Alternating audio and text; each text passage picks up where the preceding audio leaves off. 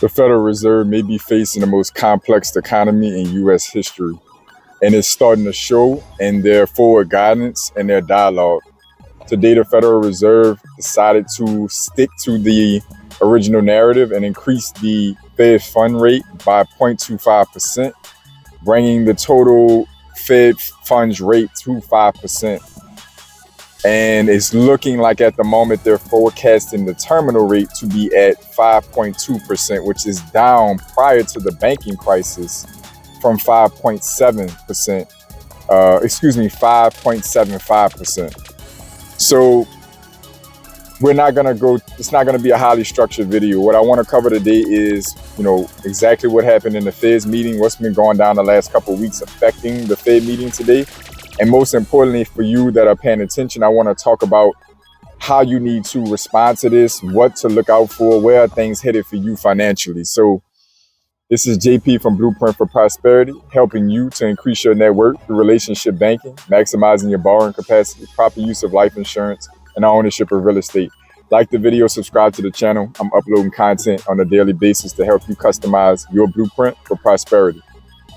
So as I mentioned in the intro, today the Federal Reserve upped the federal funds rate to 0.25, up by 0.25%. The stock market and the overall economy and analysts had really divisive views on where the Federal Reserve was going after this banking collapse situation. There was a huge shift prior to the banking collapse from most in the market interpreting the Fed to go for a 0.5% rate hike in this meeting prior to the banking collapse situation. After that, many pundits, analysts, and even the stock market itself had gauged for the Fed to potentially pause. So the 0.25% was the most reasonable hike that was priced in for, but there was nearly, a 50% split or a little more or less in either direction on whether the Federal Reserve is going to actually pause starting this meeting. The Federal Reserve had just, Jerome Powell himself had just testified in front of Congress maybe a week before the banking collapse and, had some pretty tough talk about having to come down hard on inflation, the job market being hot still, inflation being stubborn, maybe even being a little bit too light in their last 0.25% rate hike. So with the banking collapse, it's fair to say that it would have been a tough position to come to a pause if your goal is to balance consumer and marketplace confidence. Because if the Fed had paused, then that might have been a bigger indicator that something was wrong versus a benefit to the marketplace and the economy overall. So many believe that the Federal Reserve had to stick to their narrative for their reputation's sake and to continue to be taken seriously on their mission and sticking to their guns. There's also many who believe, and it's fair to say, that the Federal Reserve is very data-driven. This particular Federal Reserve, committee is very data-driven, and that is making them highly reactive. You may ask what the alternative to that would be. Well, if you go back to some of the past highly inflationary times, first off, not as much data was being kept per se, but next off, the Federal Reserve, Paul Volcker's, that 1980s inflation situation gets referred to a lot in comparison to today. At that time, the Federal Reserve, Paul Volcker, just raised rates through the roof. Through the roof. We're talking about 18%, 20% rates. It was crazy. But that's what was needed to compress inflation effectively, and the economy took off after that was done. So the Federal Reserve today is very data-driven. And the data has been showing that the job market is still hot, that the economy is still growing at a pretty high pace in comparison to where they feel like it needs to be, and that the inflation numbers are still stubborn and needs more pressure. That having been said, in reference to the banking collapse, and this is where many of you need to start paying attention the most, the banking collapse situation shifted the narrative because the banking collapse is very much tied to the increase in federal funds rate. Because the federal funds rate is having such an impact on the bond market, whenever the depositors at these banks started to pull their money, banks didn't have that money on reserve, on standby. They needed to liquidate assets in order to come up with that money. And the assets, many of them were in bonds, and those bonds were deeply discounted due to the federal funds rates hiking. So this means that they had to cash these bonds in at, less than intended value, or less than what they would have been worth, or a healthy place for them, their worth. So that basically created a collapse because they couldn't recoup enough money. So hopefully that made sense for many of you who may be scared about this banking collapse situation. At the moment, it's not clear if it's going to be systemic. There are a lot of unrealized losses for banks in the bond market, including very large banks. That having been said, these banks are in a position where they're not forced to cash these bonds in, so they're probably going to be able to ride it out. Many mid-sized regional banks are the ones that have been in really rough shape. Silicon Valley, First Republic, Signature Bank, Silvergate, on and on. These are regional, mid-sized banks.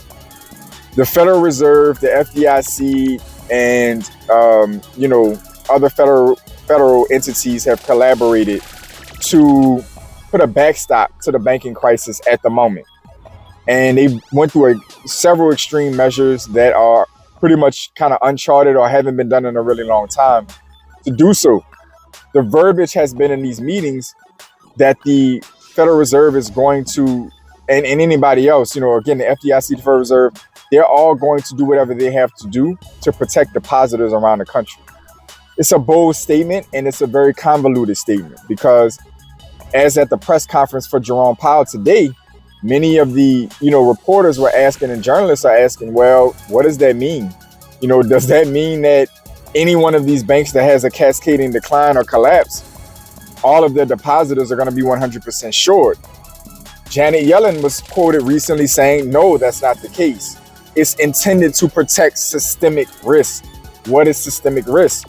When a financial institution is basically going to be the catalyst for a cascading collapse across the banking system and thus the economy as a whole.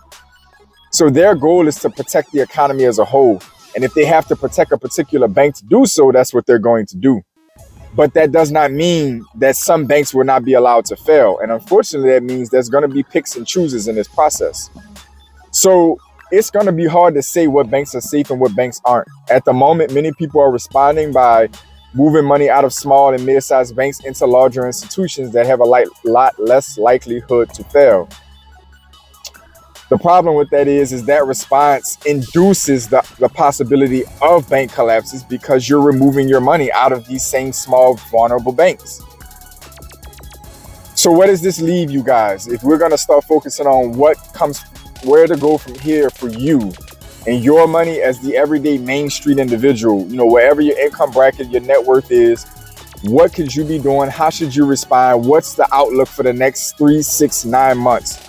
The next Fed meeting has a good chance at the moment of another 0.25% rate hike. Again, as I mentioned, the terminal rate has been set at about 5.25, which means that the Federal Reserve would have to do at least another 0.25% rate hike somewhere in the near future. It makes sense that it may come in May. To be honest, economic shifts, data is coming in so fast. May could be a significant shift in tonality for the Fed, as it was today. The Federal Reserve is actually using the banking crisis as a potential additive, if you will, towards their mission and getting inflation down. And you may ask, how is that the case? And again, how does this play into affecting you? The Federal Reserve is pricing in, or at least monitoring the prospect that lending could get tighter because of the banking circumstances. Banks have to get a little bit more secure and be more careful because of the delicacy of the economy and these high rates. So what that basically means, if money tightens and lending tightens, then that means there's less money flowing.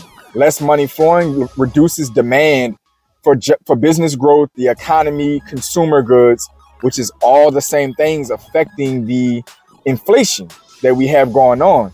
So if there's less money circulating, there's less goods being bought, less jobs being created, the list goes on. You see where this is going? Less investment. So that means everyday individuals like yourself, the Main Street, business owners, individuals, there could be significantly notable tightening in the lending market that you could experience.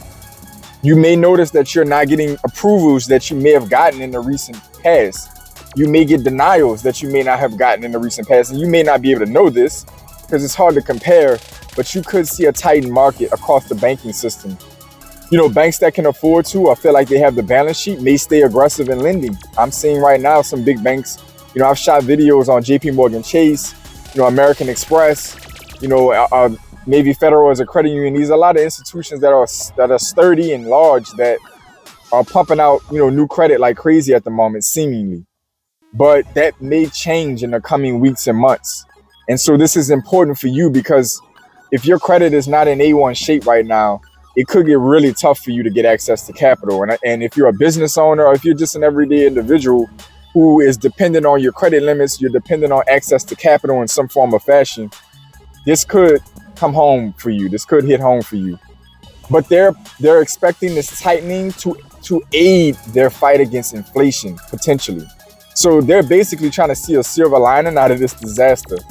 And if they're correct, then that has a two-headed effect, because yes, that means that their statement, Jerome Powell's words were basically, we're trying to get to 2% inflation no matter how it comes.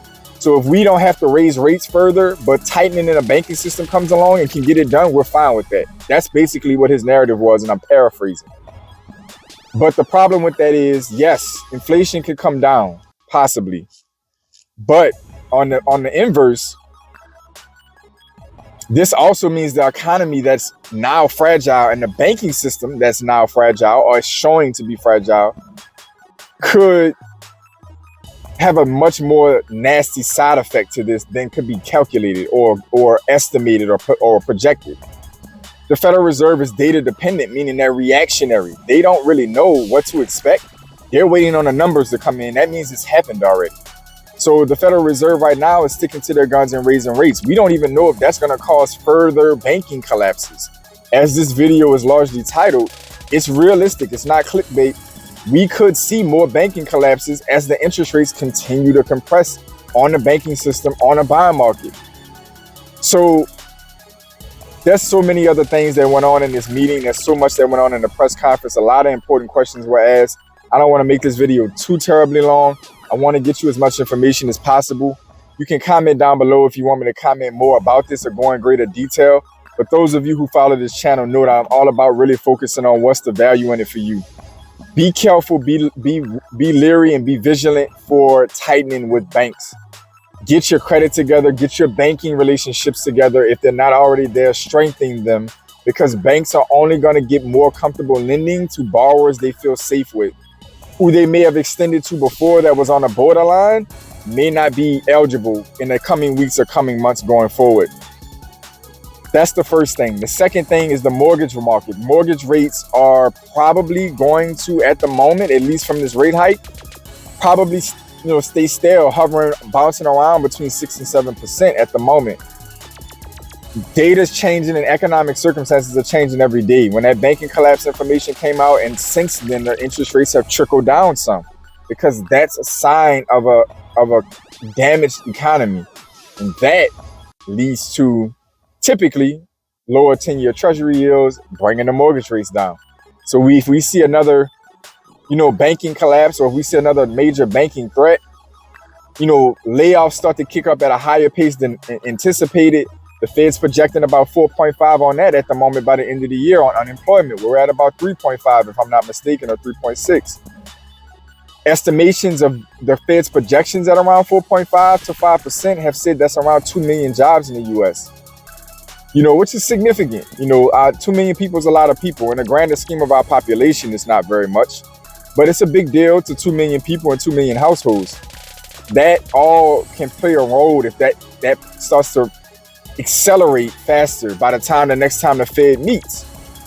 The market is pricing in price rate cuts sometime this year.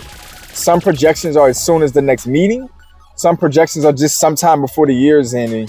But almost all analysts, the market itself, is saying that the Federal Reserve is going to have to pivot. For you, that means holy sh... Because at the moment, if the Federal Reserve has to pivot, particularly before inflation's down like they need it to be, that could be catastrophic in some odd ways. The economy may end up induced, but you could have major shifts. So examples of what I'm trying to say. The real estate market, if the rates start to get cut, the real estate market, mortgage rates are going to drop. We saw mortgage rates drop down, just tipped below 6%. And we were already back to bidding wars. Tipped below 6. We're talking 599 type of thing. And we were already back to bidding wars on properties in many places. People are salivating on the sidelines in the real estate market on lower interest rates. And real estate pricing hasn't come down much in many markets. There's a few exceptions, but many markets have not seen price decreases. So that means, for instance, rate cuts could lead to price spikes again in real estate. We have crazy low inventory. We have sellers who are not willing to sell unless prices come down, and we have buyers sitting on the sideline who sub 6%, sub 5.5%, sub 5% rates will pull them off the sideline in droves. The real estate market can go nuts. Stock market could do the same thing because it is pricing in, it's waiting for that loose monetary policy to kick back in to skyrocket. The economy is already fragile, and the effects of the rate hikes have not fully been felt. So you have a situation where the Federal Reserve could not fix inflation, but then have to catch declining economic growth at the same time. This is the definition of stagflation. Stagnant economy with inflation. Arguably the worst economic cycle possible in a capitalist society. So again, what should you be looking out for? All hell will break loose, potentially. If the Federal Reserve can't get inflation down before the economy starts to crack or the banking system starts to crack, then it could be bad. And there will be opportunity, because if rates start to drop, then there could be opportunities in real estate. The stock market could go back up through the roof, 10, 20, 30% overnight. There could be a lot of opportunity, but it's just going to be chaotic. It's not going to be stable. And again, inflation could go back through the roof, because it's already not under control. And now interest rates are coming back down prematurely. If the banking collapse situation continues to go, Jerome Powell has made it clear that the Fed is basically sitting on the sideline and prepared to pivot. He's gone from definitively stating that rate hikes are certain in the future, multiple rate hikes, to backing down to saying at least a rate hike, but possibly rate hikes coming. So what word would I use to encapsulate today's meeting from the Fed and their forward guidance and their posture? Flexibility. The Federal Reserve has put themselves in a position where they're looking to continue on their mission, but if things get ugly, they're ready to pivot. So be prepared for tightening in the lending market due to the banking system, which the Federal Reserve is in favor for. I've actually shot a video about this probably a month ago, saying that this would be the case, that the Federal Reserve could pull levers or other economic factors could take place that the Federal Reserve could see as favorable. Be prepared if the Federal Reserve has to pause for there to be a drop potentially in mortgage rates in the 10-year Treasury, a little bit of a pickup in the stock market, to have an interesting effect on the job market. Hard to say. And be prepared if the Fed has to cut soon, that there could be a lot of opportunity, but it's going to be insane. You need to be prepared economically. And I know that sounds very general and very vague, but I'm dead serious. You need to make sure your credit is in top shape and do everything you can. I put out video after video on strategies on how to do this. Banking relationships are going to be essential. Great credit scores are going to be essential. Strong reserves, stable income. Don't go out and do anything crazy right now if you don't have to. Don't go out and try crazy business ventures. Don't deplete your savings accounts on leisure spending or some crazy business ideas. Be careful right now, because it's extremely unpredictable and uncertain right now where things are going. And I mean that from the top down. It is hard to tell where the economy is going, what direction the Fed's going to go. They're waiting on data, so they don't know until the data comes out. They're going by the news, so they're about as reactionary as we are. They're finding out what decisions to make as fast as we are. That's really uncertain, guys. The auto market is crazy right now. Price declines are kicking in over there. Default rates are picking up in credit cards and auto loans. Be careful, be smart, be vigilant. I'm going to continue to drop content on this. I'm going to drop a video in the next week or two around the commercial real estate market, because that is in huge jeopardy with this banking crisis on mid-sized banks, because mid-sized banks are the biggest lenders in the commercial space, and the commercial space is already struggling. So we're going to have a conversation about that soon. There's going to be opportunity there, and there's going to be some real economic pain there. We're going to cover that in the next video coming up, so stay tuned. As always, thank y'all for tuning in. I wanted to bring y'all this information to keep you guys sharp and give you that fresh perspective. I know this was valuable for you. As always, I want y'all to stay focused, stay in motion. I'll see y'all soon.